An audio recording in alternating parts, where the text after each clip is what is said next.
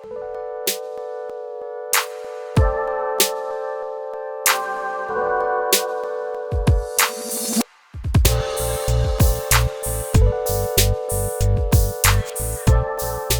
hey. Hi, it's Crystal. Welcome to the second episode of the We Believe You pod. I'm so thankful you're here. I was just sitting here thinking about you, thinking about listeners, thinking about community, and just wondering, should we start a Facebook thing? Should we call ourselves something? I almost opened this up with, hey, believers. And then I was like, that's just I don't know. That's so Marin-esque. And I just, what should we do? I can't do this alone. So listen, email me. Tell me what you think. Comment on something. Tell me the things that you're thinking. How do we do this? How do we grow together? We're open. I am open. We here at the We Believe You pod are open. We need direction, and to build community, you need input. So I'm wondering what you're thinking, if anything at all. I'm just thankful that I'm rambling on a microphone right now, and there's got to be at least one person that's listening to this.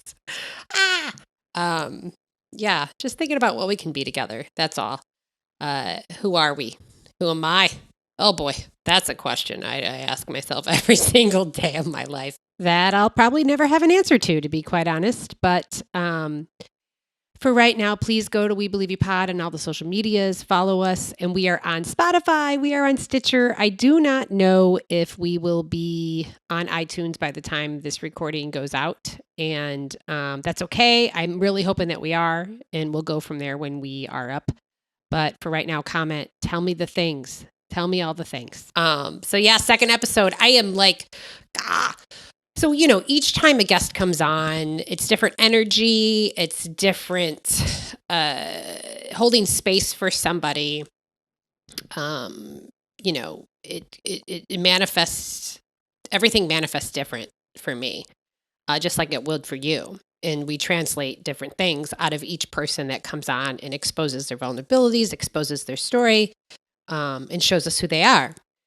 Well, this next guest, Sophia, oh man. So first of all, I'd never met her until she came on to record, which was absolutely intriguing. And by the first time my eyes locked with hers, I recognized and felt Sophia. She has a feminist air about her that many people spend their entire lives trying to find. She is a published author, a very successful published author. Her memoir, Mother Winter, came out in February 2019. I read it. There is absolutely nothing else like it that I've ever read. I actually read it, and then I got it on Audible, which was read by her. It's still just as captivating. Her life, who she is, it's just crazy. So I thought I'd take a second to read a little bit from her website about her book. Here we go. Sophia Shalmiyev tells us on the first page of her striking lyrical memoir, Mother Winter, to understand the end of her story, we must go back to her beginning. Now a mother herself, in Mother Winter, Shalmiyev recounts her emotional journeys as an immigrant, an artist, and a woman raised without her mother. Can you even imagine dealing with all of those things? Like an immigrant, no mother. And I will tell you, being around Sophia is incredible. She amplified my energy to just want to burn everything to the ground around me just by simply being her.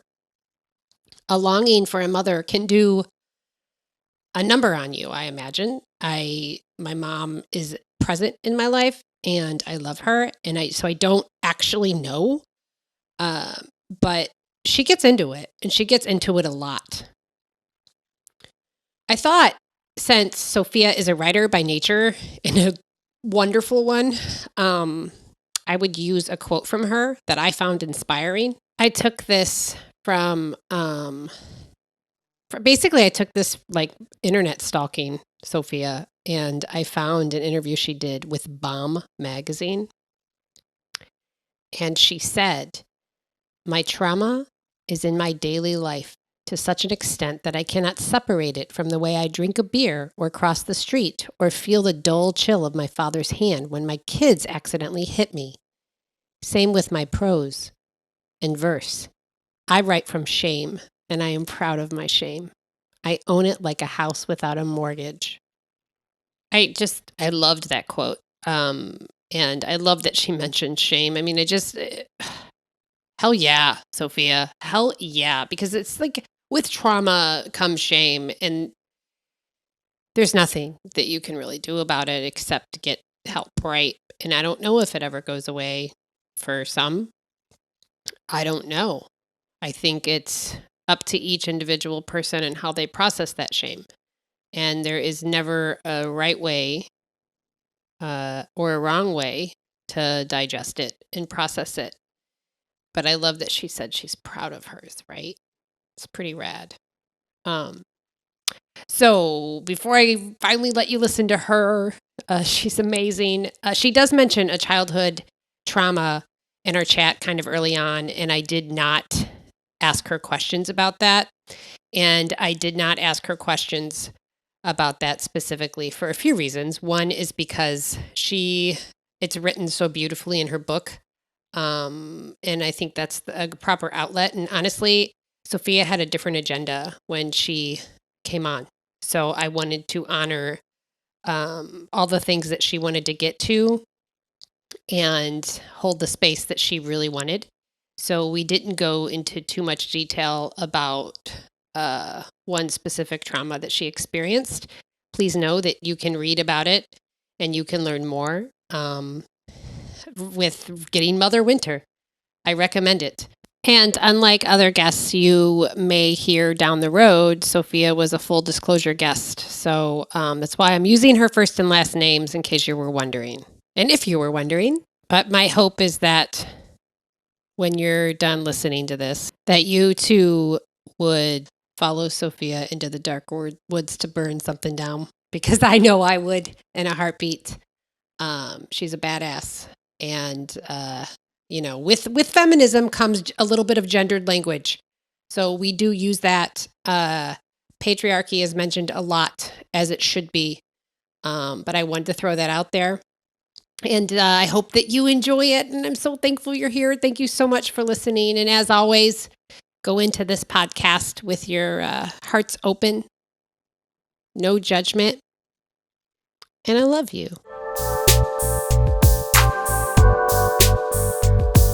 I was born in Leningrad, and now that's St. Petersburg, because Soviet Union no longer exists, and Russia went back to calling it St. Petersburg as it was originally built. Yeah, your book is mind-blowing. Thanks. Well, under the Trump administration, when I'm listening to your book, I'm a little like, whoa, thrown back to what that must have felt like. Yeah, I just did a fundraiser for refugees at Dig a Pony with a bunch of other writers, and who were also reading to raise some money for people separated at the border and, the children in the cages. And what I said there was that in 1989, when we left, when my dad took me out of the country trying to do the right thing as a Jewish refugee, trying to do the right thing for himself, he separated me from my mother. And so it's like a story that goes back for any really person crossing borders in a hurry or under duress. And so my story is that I never got to see my mother again, and I still don't know where she is. And so that was like a heavy trauma. And so hearing and seeing what's happening right now in our administration, and it has been happening forever, where for no good reason we on purpose take children away from their parents, is maybe never to be seen again or readopted by white people somewhere, is horrific. Yeah, that is horrific. I can't imagine what that must feel like or felt like. Yeah, right. Because I was 11, and so by the time it took us about a year to go through that vetting process. Like, speaking of vetting, even back in 1989, to come into the country, we first were allowed to go to Vienna, and we waited there. Then we went and lived in a refugee camp in Italy. Then we got our own apartment because we had such a hard time getting sponsorship. And finally, there are like a number of Jewish nonprofits that help people come to America. I mean, it's easier to go to Israel, I guess. Israel will take you if you're Jewish. But so by the time we got here, it was a year. They like really, really looked into us and made sure we're the proper people to come into this country. And then, shortly after that, like I get my period and I'm just kind of grappling with puberty, and I don't even bother to ask for my mom, because I think that when you have such a rupture, that the concept of the reality of asking for something that you may not get would be just too painful. So I think I've always kind of worked from that angle. Yeah. And even under those circumstances with what you were told about your mother. Right. That she's like a no good alcoholic. I mean, and she was ill, that's a disease. We all know that now, I think, in that country at that particular time. And still, it's like the country is so misogynistic, even more so than America is. I think we're sort of like, we're seeing through the Trump-Putin relationship that like America is, it's misogyny. It's like, let's rise to the Russian levels, Yeah. So, yeah. And in that sense, she was sort of like an untouchable, so to be taken away from her seemed just. And like my dad was like a savior. And that's still kind of the story. Is it? I mean, for my family, yeah. Interesting. Mm-hmm. Do you feel that way? I feel like this could have been done very differently. Yeah, I think my dad still is of the mindset that he was just like a stressed out do-gooder who was protecting me from a woman that would have ruined my life. And when apparently she had reached out, that he didn't want her to take advantage of us or try to like steal me away. And so he felt like he was just doing the right thing and protecting me, and that for a man to take on a maternal role at all, which is like the bar is so low for that. Oh my God, it is. It really is. It's like the fact that he just like, kept me alive at all. Yeah. Didn't like sell me into sexual slavery, Yeah, great dad. I read in an article about your book. I'm sure that because your book is a memoir, so it tells the story. I'm sure that caused a little bit of maybe, I don't want to say conflict and assume, but I'm sure some conversation between you and your father. Yes, lots. I mean, we've been having these conversations forever. I'm not a wallflower. And we've had conversations where I used to write like zines in high school about the physical violence and the abuse, and my dad would like find them and like write me back on them. I didn't get away with much because I was really vocal and open and honest with him and interrogated him about everything except really my mother. Like that was, again, like that was a mute subject. But there are other things. And so when I came out to my dad, really like against my stepmother's wishes, retroactively, after I told him, she was like, you shouldn't have told him. When I told my dad, I think I was 15 or 16, I was starting to feel suicidal, and I realized it's because of the trauma I suffered in Italy when we were going through the immigration process. Like right before we left Italy, the predator that ended up sexually assaulting me, he had worked like around my dad at the gas station where my dad worked. So it was a perfect thing. It's usually always somebody somebody you trust, somebody who maybe is watching you for a while, knows you're vulnerable, kind of knows that you won't tell, and if you do tell, that it will have no consequence or you won't be believed. And so as a teenager, sort of like, I think I was just trying to even understand, like, why am I dissociating? What is dissociation? Why do I feel out of my body? Like, why am I still feeling kind of like regressed in some ways, or like more like a child in some ways? And so it just kind of came out. I told my dad, and he went about the incident about this man, and he went and cried in the park and came back, and he like hugged me, and he was really sweet to me, but he never spoke to me about it again. which I think is better than it goes for some people in their families, because disappointing a father or being defiled and to tell your father is like a really taboo thing to do. It's as though all girls have to be chaste or good for their dads. And so I was no longer, I was damaged goods in a way. And so my stepmom at the time was like, you shouldn't have told him. You kind of like, you ruined his life. Like you forever kind of marked it in, his head. And so my dad and I have, I've been open with him about pretty much everything, That's crazy. So he believed you. Yeah, he didn't question me. What really happened? What happened is what kind of ends up happening in all of my relationships with men is I had to take care of him, even though I was the one who was being hurt. Yes. That's what happened. It was really kind of him to sort of like, give me a hug and stuff. But, it was sort of in the context of like his tears, him freaking out, him not being able to sort of like hold back his own emotion, which some ways gave me some mirroring. Like it gave me validation that somebody is like seeing me and it pains them so much that I was in pain. But because the buck stopped there, he didn't really offer me anything beyond his own pain. Then I had to constantly sort of be like, are you okay? And feel guilty. And so that carried on to, into every single relationship I've ever had with a guy.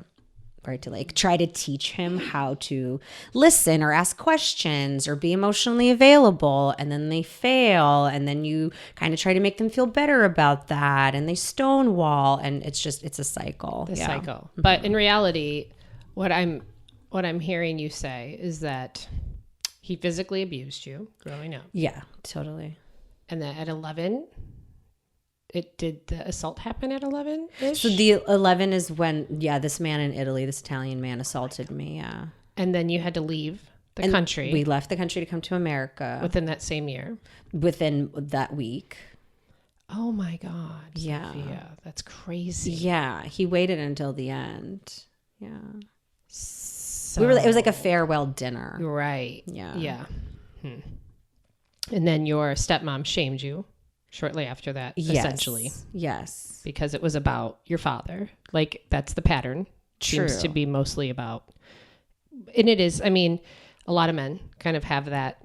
And I don't know if that is a historical learned thing in our society, because I instantly, like when you were talking about that, I thought about how he's not American and how different that is. And like, what's his culture and the background of your father, how different it is from mine, but then it's really not.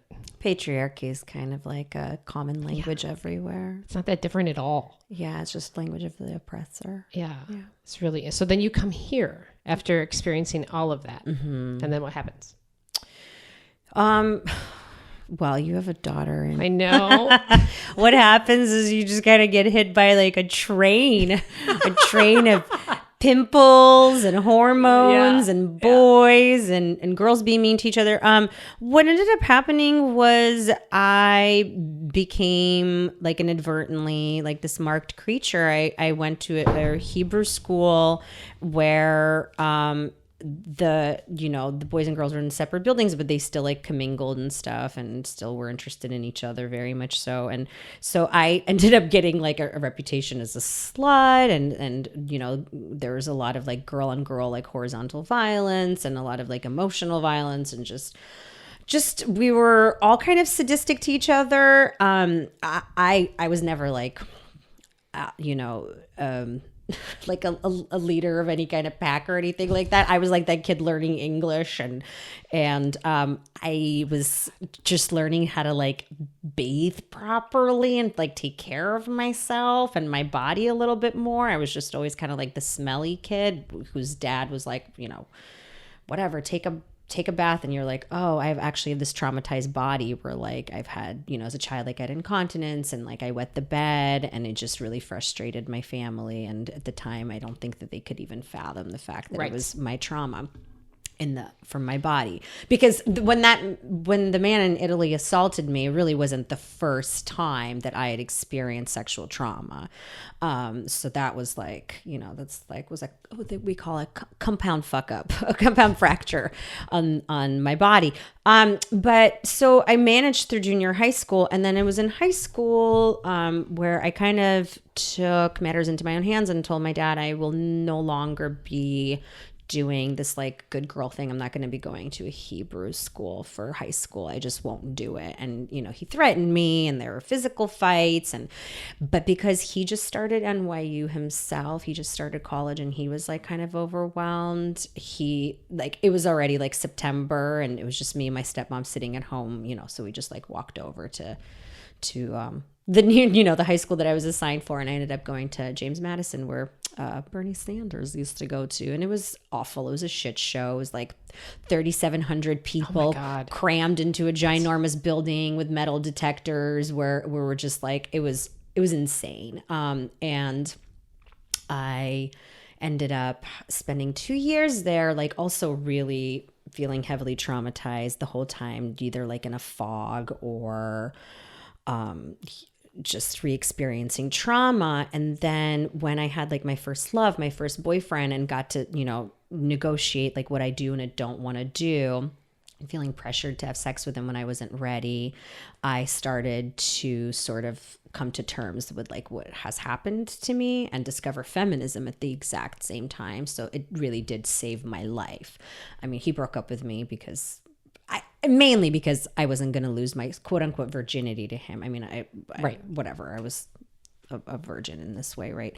And so, after he broke up with me, I spent like this summer just like maudlin, sad, suicidal, freaking out about everything. And,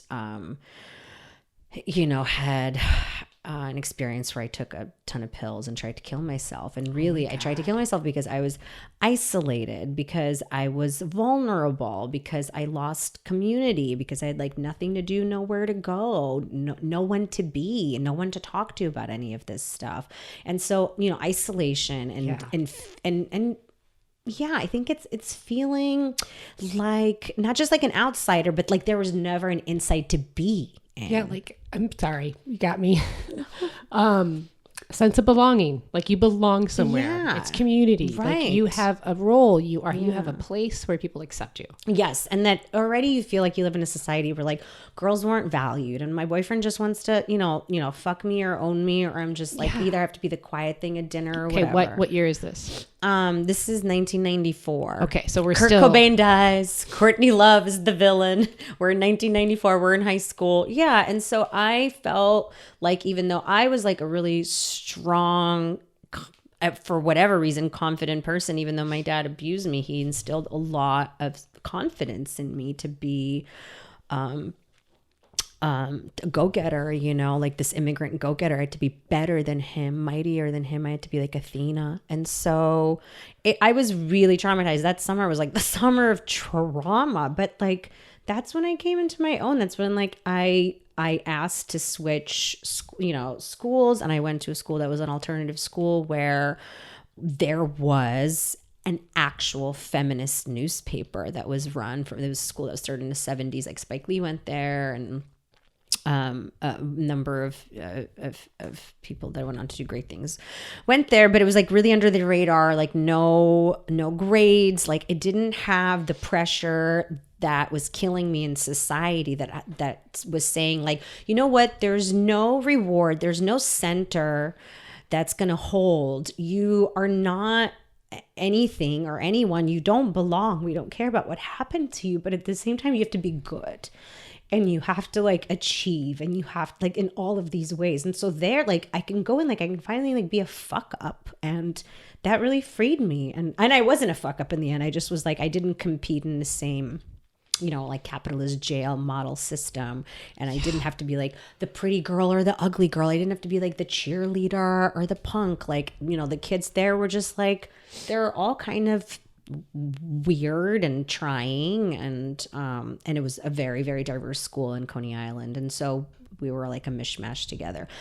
And so there I had community, and it was fraud, and it was and it wasn't like perfect, but I finally worked my way into writing for Fireworks, the feminist newspaper, and then fought my way into the editor position and would like cut class and sit there and like work on it and encourage girls in the school to like write me letters about their assaults, and you know, would like print them and would like write out like Yoko Ono lyrics, and like I just kind of took, like, it was actually like my zine. There weren't that many people who wanted to contribute to it. And at the same time, you know, thank God for punk rock and Riot Girl, because I found out that like there were other women who were shouting about their abuse, that their abuse and their silence is what was killing them. And that like suicide prevention is really just being seen by an army of other girls and women who care about you. But in the 90s, we did have some women who were like, I'm going to come at you ugly, loud, ripped, torn apart.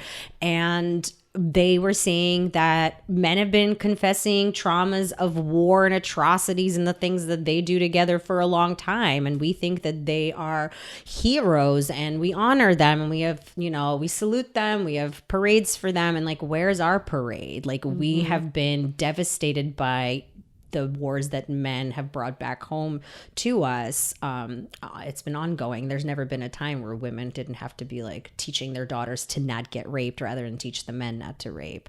And I'm glad that that happened. I'm glad that there were women that were also going crazy and spoke out and picked up microphones and were writing in ways that were accessible to me, that weren't like just an academic, you know, journals and stuff like that. Like in the 90s, I would like go into bathrooms and like write down the name and the phone number of a guy that I heard had raped somebody, and just be like, be aware of this guy. That's what we had to do. So when you go to the bathroom, you'd be like, well, he's really cute. Like, she's probably a lying, stupid bitch because she's jealous and she wants to fuck him too.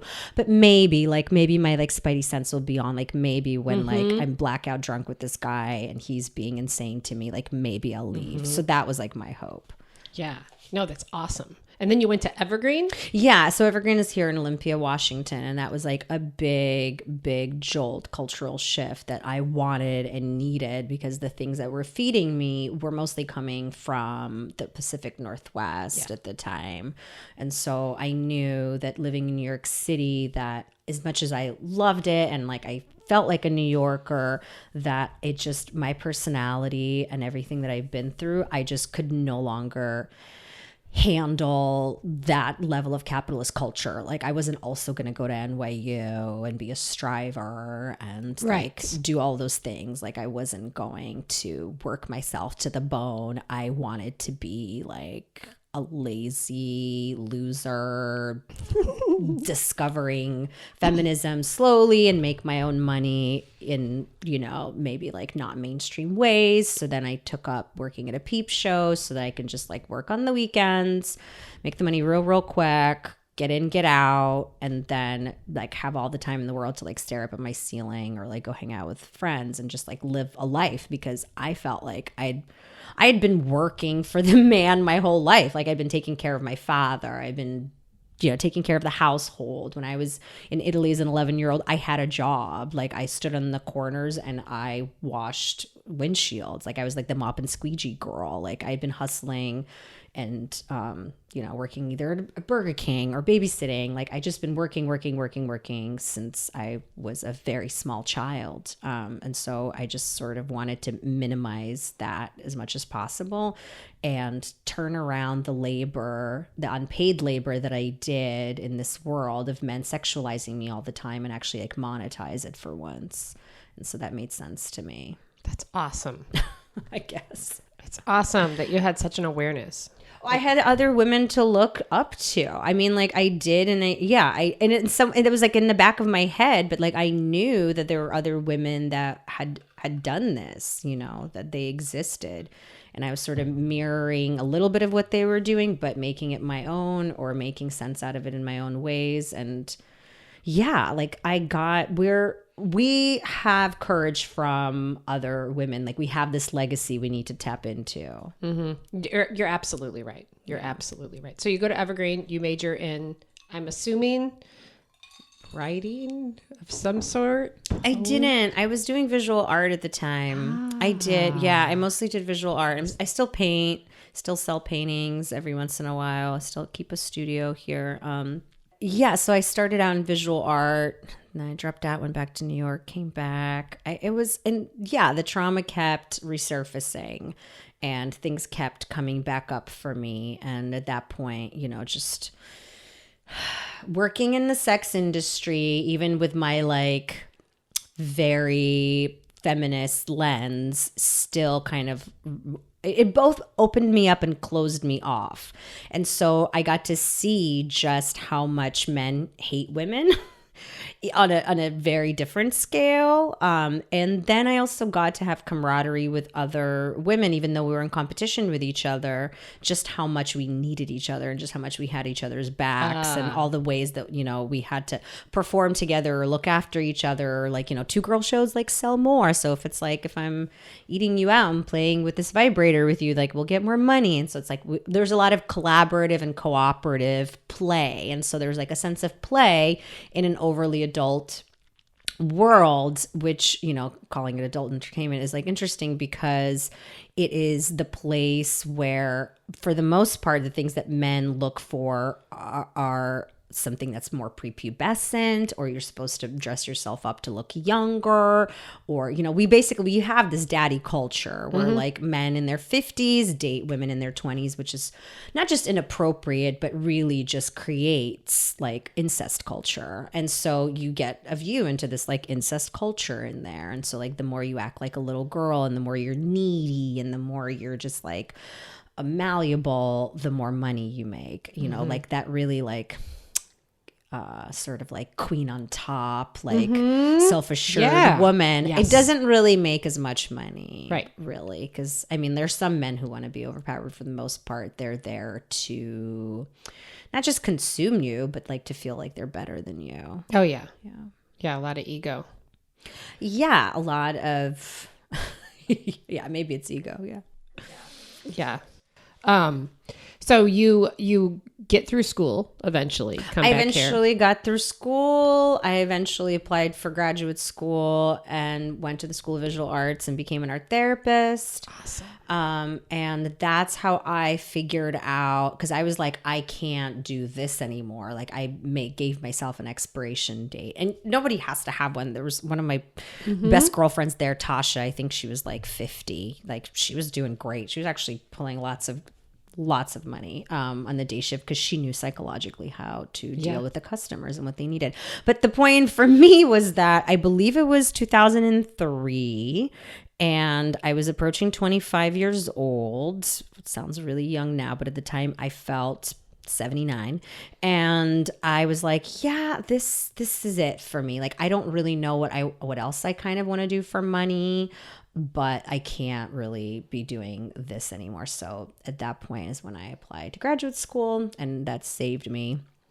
It gave me 2 more years to be like, okay, now I will just learn a new skill and a new trade. And there is where I learned about Bessel-van-der-Kolk and, how the body keeps the score and how we keep trauma in the body and epigenetics, and got to work with domestic violence survivors, got to work with children who survived multiple traumas, and got to have vicarious re-traumatization and freak out multiple times, but at the same time kind of put myself back together and have like the texts and have the community and have supervisors and teachers and mentors, sort of have like a system that upheld me if I ever fell apart, and had good therapy. So that's when I sort of was like, okay, like I'm entering an adult realm now. And how were your like relationships at this point? Like as far as you dating people in general, how were they up to this point in your life? I mostly tried to date like really nice men. Like I like who I'm attracted to or who am I not attracted to was almost like, I don't know, like I just wanted to date men who I could be friends with. So I tried to do that for the most part. But when I ended up with, for the most part, then were men who were like feckless and hapless and couldn't get off the dime and were very depressed. Like I just ended up being the mother for most of the partners that I had because I was so afraid of being with a man who might do what my dad did and beat me up or emotionally, psychologically abuse me, manipulate me. Also like how my father did and how I've seen men, Well, I can relate to this so much so that I just it makes went me sick. safe. But it was the role you knew. Yes, the role I knew was a caretaker, and that was a safe role for me. And confident role. Confidence matters. Competent. Yes. You can kill it. You can knock it out of the park. Yes. And then you get to also restage the anger that you feel at nobody taking care of you, and then be mad at your partner rather than your mom and dad for not taking care of you. And every partner I've ever had really did not know how to take care of me or offer me emotional support or caretaking. So I kept picking those partners, and they were normally like, I just wanted them like tall, hung, and completely incompetent. And I didn't really know that. It's just like what I gravitated to. And there was like one guy that I was with who was like mercilessly like a mind fucker and was like awful and was a heroin addict that I didn't even realize, whatever. There were like other guys here and there, but before I would get in like way too deep, and when I started to feel myself get like off the chain, re-traumatized, like I would know, like I wouldn't be able to like eat, and like I would all of a sudden would be like really agitated. Like I'd be like, oh God, yep, that guy's like pushing on my mother leaving me for the alcohol thing. Like, so that guy is way too dangerous. I'm gonna go with the less dangerous guy. And I also cheated a lot. I wasn't even aware that I was going to do it, or I was like, I would just put myself in situations where I would like test out what yielding felt like, or like test out what crossing a boundary felt like, and kind of also mirrored like what I witnessed with my dad, who had multiple mistresses at all times and really still does, maybe to this day. And so, yeah. And I also wanted like that power and control that I saw men have, where they got to go out there and just, get it, take whatever they wanted and use sex for sex. And then what I realized a little bit later is what was happening with me is that the safe men that I was picking, so if like the animal attraction maybe wasn't there sometimes, or even if there was, it would dissipate when I would get comfortable and we would get into like almost like a brother-sister role. And so I would get really comfortable. I become your mother. It would be like the situation where I am resentful because I'm doing all the labor, all the emotional and financial and all the labor, right? And so then after a while, I just sort of feel like you're my boy, right? And so like I'm no longer really attracted to you, but I can't leave you. I can't abandon you the way I've been abandoned. So I'm just going to like go and have this like, little thing on the side real quick, and just will forget about it, and I'll live with the guilt, because living with the guilt is like what I'm really used to. And so that was like a really bad cycle for me. That I wanted to end when I got married, and I did, and I never cheated on my husband, but I was always kind of like on these weird margins where I would still like hang out with all of my single friends, and we would like still go out and like flirt, and I'd be like, oh my God, like almost, right? Like I would almost do something, but not. Just sort of like keep a toe in my old life. To feel, because you get in those patterns and the cycles, and it's so incredibly boring. We raise men to become boys, and we raise girls to be adults, and so like our little girls have anxiety because they are little adults from day one. Yep. Like when my husband and I split up, we split up because I kept being like, just admit that you won't do this. Like I gave you this piece of mail, and it's going to sit in your car for a month, and then this bill won't get paid, and then just why? And so just admit it. And it would be like, easy. All right. And so it wasn't even placating me. It was placating the voice inside of himself, his own super ego, his own inner parent that he doesn't want to hear. And that's just how it is. The only way that you can do it, I think, is to just either be in the relationship and disengage completely and just like I don't know, just not give a shit. Like my back went out because I was like, okay, like I guess it's either all on me and I'm going to buckle under the weight, or I have to like not give a shit, and then you have to become numb. So numb or aggressive.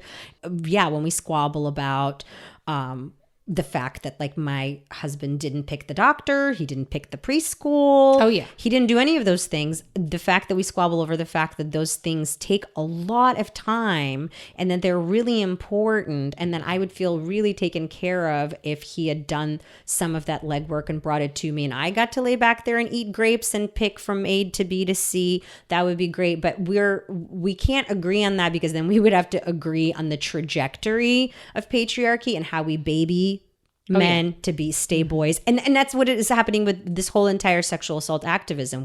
We're still babying him. Well, what about his career? Well, what about his reputation? He's just a nice family man, don't ruin him. Well, should we really boycott him?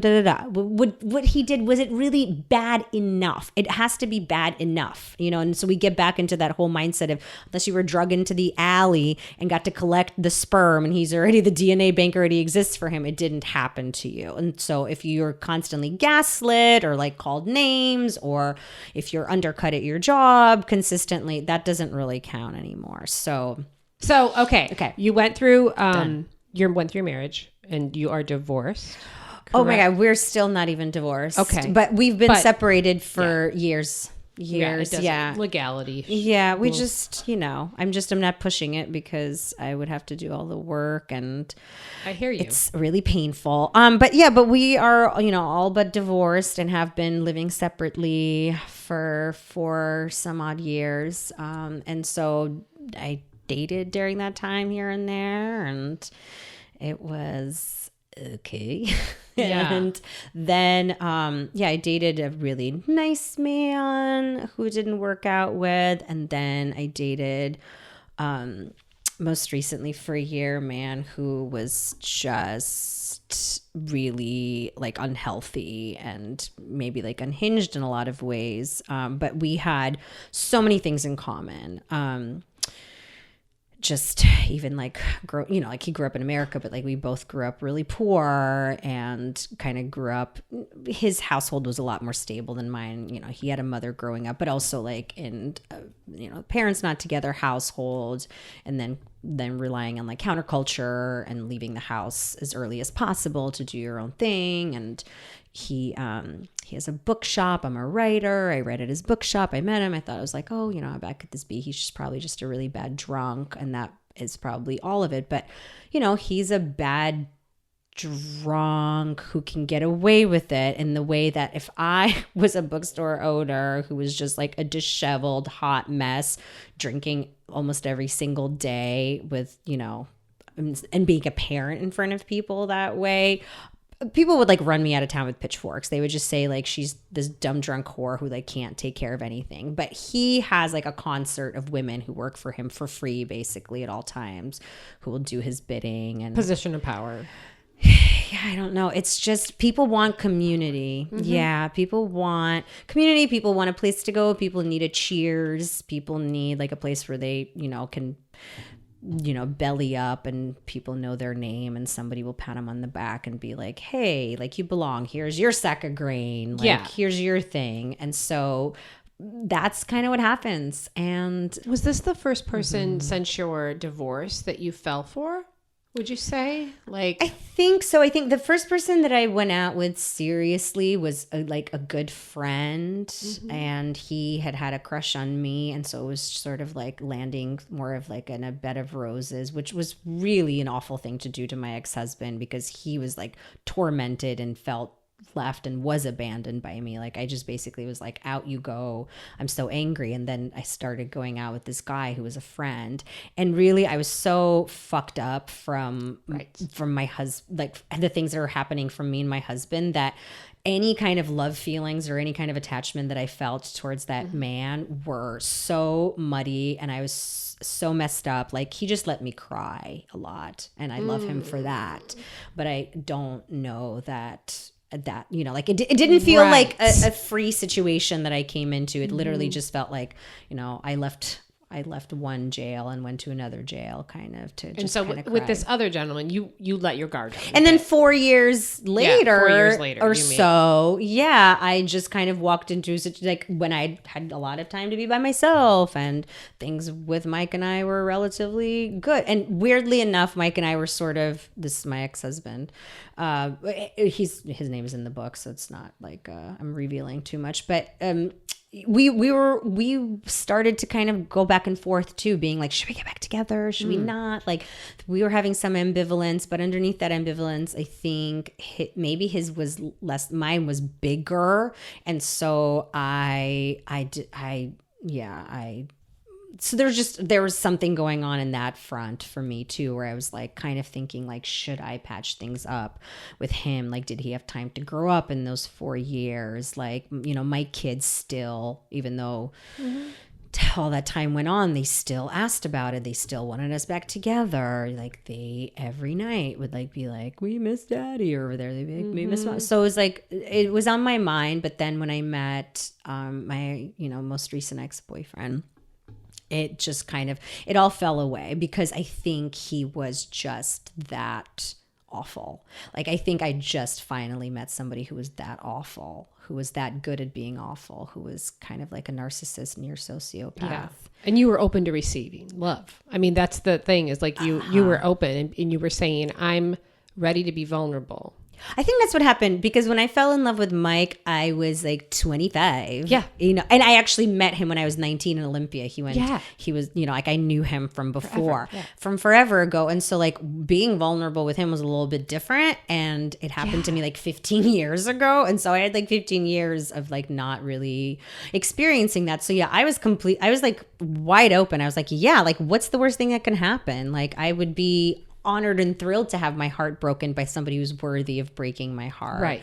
But really, it's not that. It's that this person carried every single toxic thing that, you know, a man can do to hold a woman down. And he did them in these like steady, sneaky, fucked up ways where I still became, you know, like a free maid and a caretaker. And I had to be his like adversary. I had to be like faster, smarter, bigger, better. And there was just so much posturing from him. And at the same time, I had to like, you know, like I had to like be pregnant and take care of everything else and not be upset either way, make the decision and not be upset when things didn't go my way. And so in the end, you know, he found out finally that I was pregnant. Because you went to LA, right? I went to LA. I couldn't talk to him on the phone. I found out. I came home. I went to Planned Parenthood, confirmed it, mailed him the letter in the mail because I was just, you know, I didn't want to go to his shop. Like, I really just did not want to see this person. I was so angry, and I didn't want to like go to his turf and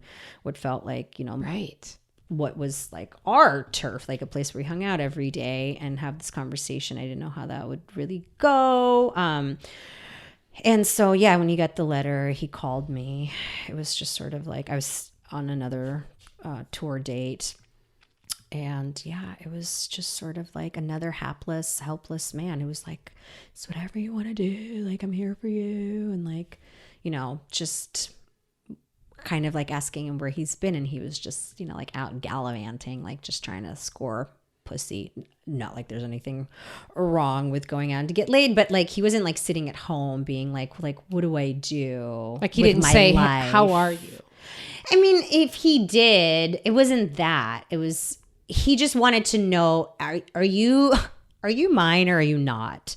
And then when I was like, I'm not ready to make that decision. I don't know anything. I feel really sick. I was so sick. It was like a very strong pregnancy. I was like out of it. Then I had to go to Nashville. I was really out of it there, like, and hide it pretty much from people. For this, it's like amazing book that you wrote. Yes. While like this doing the book, of it. The timing of it. Yeah. Completely sabotaged it all. Yeah. And so, and then being really confused because I also was like, well, maybe I do want this regardless of this guy, or maybe I want this because I want to work this out with him. I really don't know. I'm so messed up and confused on this. Like all of my hormones and all of my feelings and all of my traumas were just like cycling through me. And I'm talking about my book and my mother and Yeah, heavy. All of it is happening, and just money, like everything. Stability, my children, everything. And so by the time I got home, it was so heavy, and he was not good to me at all. You know, he came over and just sort of wanted to see if I would, for his own ego or for whatever, like if I would take him back or not. And I kind of like read him up and down, you know, maybe emasculated him, maybe just sort of did the thing where like, let's do the score. Let's like bring out a board and let's do some checks and balances here. And like, you don't take care of anything at all. Like, you're not financially responsible. You're an alcoholic. These are the issues. This is how you treated me during this process. This is how you gaslight me all the time. This is just not stable. Like, you're not stable. You need to change. And, you know, do you need me to stay and change? Do you need me to go away and change? You know, just like bizarro, like having a conversation maybe with a 5-year-old who's like distracted by his like toy wagon. And so, yeah. And then later, once he didn't get what he wanted, he started to gaslight me again and be like, well, we never even talked about having children in the first place. Oh my God. But no, we should have this kid. Okay, we should, you know, like, so just with that, when I went to go see my gynecologist, she offered me a procedure that same day, and I took it. So he wasn't even there. And I really, and I wanted him there. And I remember trying to call him and him not picking up. And, you know, I have no way to like really reach him. And I was like, fuck it. I'm just going to call my really good girlfriend, and she'll come and she'll support me through it. And I just kind of went through it alone and just like laid in bed for a week, bleeding and crying, and then did go see him. And he just kind of acted like nothing ever happened. Because it didn't to him. Yeah. Right? I mean, that's the most enraging part of all of it. And the not being able to see past his own nose. Like, yeah, he doesn't even want to dignify it with paying for it. So then I would try to get him to pay for it. I would give him, you know, like at first the first abortion, I didn't even ask him to pay for. I didn't even go there. I was just like, we were together. It felt like why even bring up the money? All the money sort of like, where, you know, whatever, like we go out to eat, you pay, I pay, who cares? Money. I'm just, you know, it was a weird situation. My insurance got shut off like the day after I had it. So like my aftercare wasn't paid for. So I was just having to pay for my aftercare. So I just put myself on a payment plan. Like, you know what I mean? Like, I talked myself into taking care of it and not being mad at him. And yet underneath it, the reality is still the reality that this is a toxic, unfair, corrupt situation where the person should have always just been like, first of all, the least I could do is pay for everything and pay for your therapy and go to therapy with you to talk about this. And what else do you need? Like, I should be buying you like groceries for that whole week and doing everything I can, rather than what ended up happening. So with the second one, I was like staunch in, you know, my drive to get him to pay it. And after I squabbled with my insurance a bunch, got him to pay for most of the $1,200. You know, what was left wasn't much, but he just plain refused over and over and over and over, because then that would be what, like validating it, affirming it, dignifying it, when he neither confirms nor denies it at this point. Did anybody, this is an off the wall question, but I just wonder, did anyone in the community say, like maybe at the beginning of the relationship, like, hey, warning? Did anyone, you know, like lean into you as a new person in the dating realm of him? Yes, I always think about that. Yeah, stuff. it's like one of those things where, well, nobody could have like stopped me from falling in love with this person, but it was more like, well, he's like a cartoon character. Like, who can have a relationship with him in the first place? It was more like blaming me. Like, what did you expect? It was more that. Whoa, it was like more like, okay. I'm not even a victim, but it was like victim blaming. It was more like, well, what did you expect from him? Like, he's a drunk. Or what did you expect from him? He's kind of like out there. Or what did you expect from him? He's kind of a loser. And these same people would would be like, oh, let me just book my reading here and sit up all night and drink wine with him anyway. So he's good enough for you to do your business with and do whatever it is that you want to do, you know, smoke cigar, pat your belly, and kind of like blow kisses and act like you're in a cartoon with him. But for me to try to have consequences in a regular relationship, that's too much. That's being crazy. For women to hold people accountable and expect real relationships from them, they're usually told, what did you expect? You know, and we do that with big men too, and you know, and all over our culture. Like, what did you expect? He had too much power. Why'd you go after him? You're going to get burned. Do you really think you're going to sue somebody like Harvey Weinstein? Like, but in the end, every single tiny woman's voice it was, and some men that came forward about anything and said, actually, there is something we could agree on. There is a reality we could agree on. There is kind of a moral code we should be living by. There is a way a community should participate in things. There is a right and wrong. We do have responsibilities. We can't treat people like this. This is like a huge aggression. Like, let's stop this. We actually can't act like well, I don't even know, because it's like a fake bohemian kind of bullshit world, right? Yes. It's like these beer goggled, like I said, like this funhouse mirror where we cannot actually live our lives this way. It's all just filler. It is filler. It is, especially when you're chasing a dream that you think someone can help you get to it. Yeah. You know? And or if you want to belong and what you belong to is trash. Yes.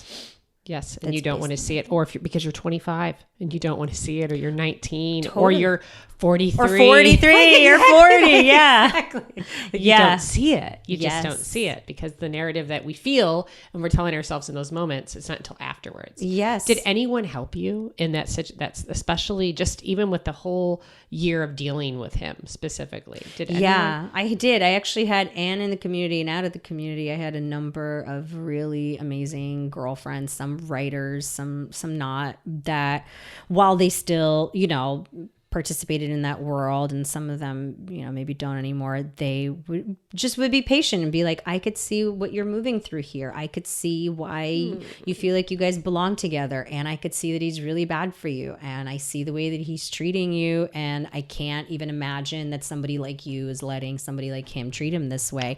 And that's what happens, like that incongruence, that like, you can't believe this happened to you. Like, that's what happens in trauma, that depersonalization. Oh, yeah. That the humiliation is so thick that you would rather manage it than believe that it happened and walk away from it a lot of times. And then when you do walk away from it, you know, you have a whole bag of diarrhea to deal with. But there were a lot of women that did support me privately, that, you know, never like went to him, were like, you piece of shit. So this man that I told to, you know, print this out for him, please, and give it to him one last time, because I am in collections. Then after he confirmed to me that my ex does not want to pay it, actually Venmo'd me the money.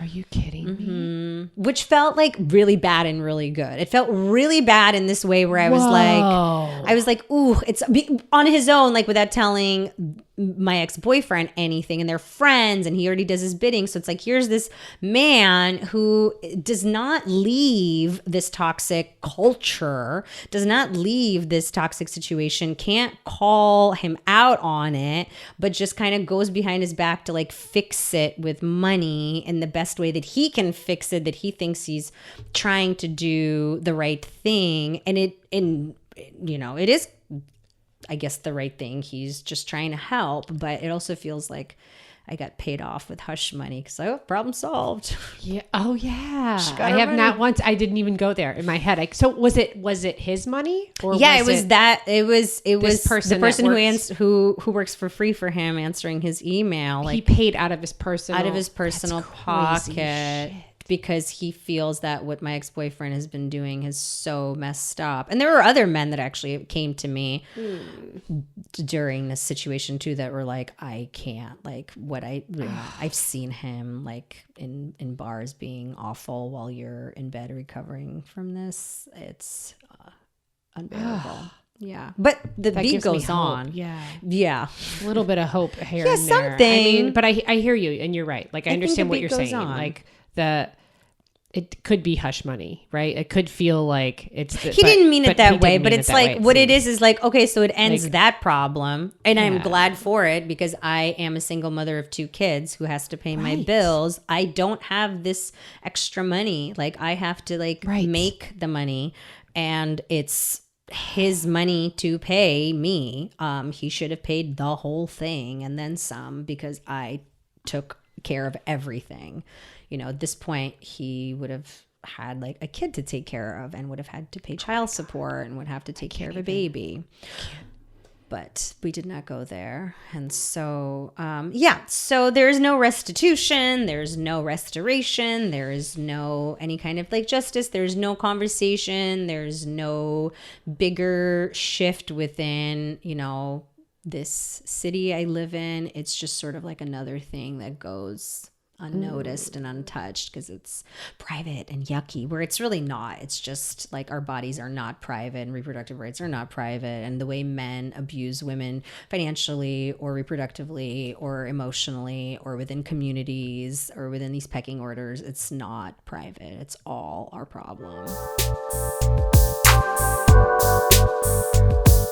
Wow, Sophia, thank you so much for coming on. Oh, man, it takes a lot to publish a book. Like, it takes so much to actually write the book, let alone have it published. And there's book signings and book readings, and it's just this book is in your face all the time. I can't imagine going through what she went through on top of that. I got to witness a book reading of hers just a couple weeks ago, and it was endearing and hilarious. Sophia just has a feminist spark about her that, like I said earlier, can't be found. It's rarely found. It's rarely found. If you want to know more about Sophia, go to sophiashalmiyev.com. The link is on our website along with her Instagram. Sophia picked for her nonprofit, it's called Rock and Roll Camp for Girls here in Portland, Oregon. And on their website, it says, "We believe in empowering girls in our gender-expansive community to turn it up, in celebrating the power of music creation to instill confidence, amplify girls' voices, and catalyze social change." Hell yeah. And that is girlsrockcamp.org. My nonprofit forever is Rahab Sisters. Check it out. If you want to know more, please go to rahabsisters.org. It's also on our website. Follow us on Webelieveyoupod, Twitter, Instagram, Facebook, and I even got a LinkedIn up. If that's your thing, write to us. Tell us what you think.